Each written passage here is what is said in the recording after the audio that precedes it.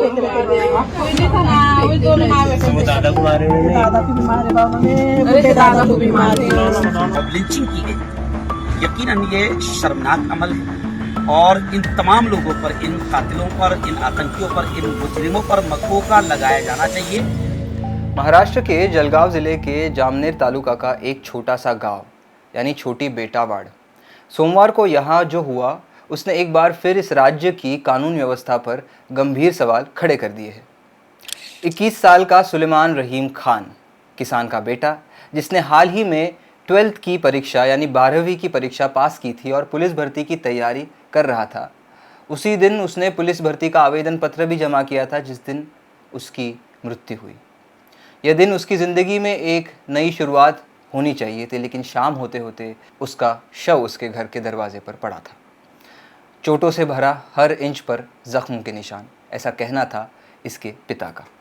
तो बता दें कि महाराष्ट्र में इस वारदात की शुरुआत गांव से करीब 20 किलोमीटर दूर जामनेर कस्बे के एक कैफ़े में 21 साल का सुलेमान रहीम खान बैठा था तब हुई। साथ में एक 17 साल की लड़की थी, एक अलग समुदाय की। हालांकि ये जिक्र करना ज़रूरी ना होता अगर आगे की घटना सामान्य होती। बहरहाल गवाहों के मुताबिक ये कैफ़े जामनेर पुलिस स्टेशन से कुछ ही मीटर की दूरी पर है। कैफ़े के बाहर अचानक 8 से 10 लोगों का झुंड पहुंचा। भीड़ ने सुलेमान को खींचकर बाहर निकाला और वही सड़क पर मारपीट शुरू कर दी। लाठी, डंडे, हाथ पांव, घूंसे, हमला तेज था और किसी ने बीच बचाव करने की भी कोशिश नहीं की, ऐसा लोकल पत्रकार हमें बताते हैं। मारपीट के बाद उसे ज़बरदस्ती गाड़ी में डाला गया। हमलावर उसे गांव की तरफ ले गए। रास्ते में भी उसे पीटा गया। स्थानीय पत्रकारों के मुताबिक सुलेमान को गांव लाकर कहा गया कि पानी पिला दो, लेकिन पानी पीते ही वह वहीं गिर पड़ा, बेहोश और खून से लथपथ। हमलावरों ने उसे अस्पताल ले जाने के बजाय उसके घर के दरवाजे पर छोड़ दिया। जब उसके माँ बाप और बहन दौड़े उसे बचाने के लिए, भीड़ ने उन पर भी हमला कर दिया। तीनों घायल हो गए। पुलिस बाद में पहुंची और सुलेमान को अस्पताल ले जाया गया, लेकिन डॉक्टरों ने डेड ऑन अराइवल घोषित कर दिया, ऐसा भी कहना था एक लोकल पत्रकार का। सुलेमान के पिता रहीम खान ने मकतूब मीडिया से कहा कि मेरे बेटे के जिस्म का 1 इंच भी ज़ख्म से खाली नहीं था। उन्होंने उसे बेरहमी से मारा। जब हम बचाने गए उन्होंने हम पर भी हमला कर दिया। मेरा बेटा मेरा इकलौता सहारा था। जब तक सबसे सख्त सज़ा नहीं मिलेगी मैं चैन से नहीं बैठूंगा। अब बता दें कि परिवार के अनुरोध पर पुलिस सुरक्षा में यानी इन कैमरा पोस्टमार्टम हुआ ताकि सभी चोटों का सही रिकॉर्ड हो सके। हालांकि अभी तक पोस्टमार्टम रिपोर्ट पुलिस ने पब्लिक नहीं की है। जलगांव के एसपी महेश्वर रेड्डी के मुताबिक अब तक 4 लोगों को गिरफ्तार किया गया है और 5 की तलाश जारी है। पुलिस का कहना है कि घटना का कारण इंटर कम्युनिटी रिलेशनशिप हो सकता है, लेकिन अभी जांच पूरी नहीं हुई। एफआईआर में हत्या, किडनैपिंग, दंगा और गैरकानूनी जमावड़े जैसी धाराएं लगाई गई है। स्थानीय पत्रकार के मुताबिक पोस्टमार्टम रिपोर्ट अभी आई नहीं, लेकिन सुलेमान के सिर पर गंभीर चोट थी, ऐसा पुलिस ने कंफर्म किया। अब यहाँ बड़ा सवाल है कि वारदात की शुरुआत पुलिस स्टेशन से कुछ ही मीटर की दूरी पर हुई। अगर पुलिस को भनक नहीं लगी तो ये उनकी लापरवाही है। अगर भनक लगी है फिर भी कार्रवाई नहीं हुई तो ये और बड़ा सवाल खड़ा करता है। घटना के बाद जामनेर और आसपास का माहौल तनावपूर्ण हो गया। सैकड़ों लोग पुलिस स्टेशन के बाहर धरने पर बैठ गए थे। मांग थी कि सभी आरोपियों पर मकोका के तहत धाराएं लगाई जाएं।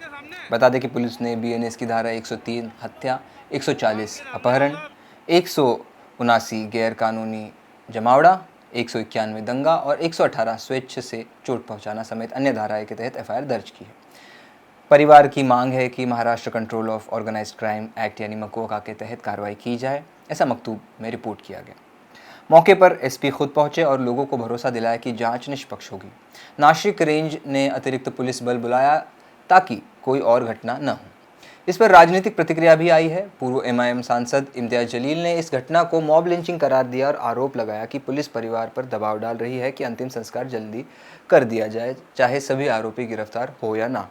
लेकिन इस मामले में अपडेट यह है कि अंतिम संस्कार परिवार की अनुमति और सहमति के बाद ही हुआ। मानवाधिकार संगठनों ने कहा कि ये कानून व्यवस्था की पूरी तरह विफलता है और अदालत के आदेशों के बावजूद ऐसी घटनाएं रोकी नहीं जा रही। ये कोई अलग थलग घटना नहीं है। साल की शुरुआत में बीड़ में भीड़ द्वारा हत्या का मामला हुआ था। उससे पहले पिछले साल बुल्ढाना और औरंगाबाद में ऐसी घटनाएं सामने आई थी। तो महाराष्ट्र में ये सिलसिला लगातार चल रहा है। ये घटनाएं बताती है कि ग्रामीण और अर्ध शहरी इलाकों में भी अब भीड़ तंत्र यानी मॉब जस्टिस तेज़ी से बढ़ रहा है, जो कि पहले शायद सिर्फ शहरों में देखा जाता था। महाराष्ट्र में पिछले 3 से 4 साल से सांप्रदायिक ध्रुवीकरण की कोशिश कई हिंदुत्ववादी संस्थाओं द्वारा की जा रही है। हमने इस पर एक विस्तृत डॉक्यूमेंट्री भी बनाई है, आप इसका लिंक कमेंट में देख सकते हैं। बहरहाल इस केस की बात करें तो सवाल ये नहीं है कि सुलेमान किससे बात कर रहा था उस कैफ़े में, या उसका रिश्ता किस लड़की के साथ था। सवाल ये है कि क्या इस देश में, महाराष्ट्र में, भीड़ को किसी की जान लेने का हक है। भारत में मॉब लिंचिंग पर कोई आधिकारिक राष्ट्रीय डेटाबेस नहीं है, लेकिन इंडिया स्पेंड और डेटा लोग जैसे स्वतंत्र संगठनों के मुताबिक 2014 से 2024 के बीच 300 से अधिक मॉब लिंचिंग की घटनाएं दर्ज हुई है। इनमें से लगभग 50% में अफवाह या अंतर्धार्मिक संबंध कारण बताए जाते हैं। महाराष्ट्र में एनसीआरबी के 2023 के आंकड़ों के अनुसार भीड़ द्वारा हत्या के 28 मामले दर्ज हुए, जिनमें से अधिकतर ग्रामीण जिलों में हैं। अदालत में ऐसे मामलों की सज़ा दर बेहद कम है, 10% से भी नीचे। आज इस रिपोर्ट में मेरी तरफ से इतना ही, लेकिन देश और दुनिया की तमाम ज़रूरी खबरों के लिए देखते रहे द वायर।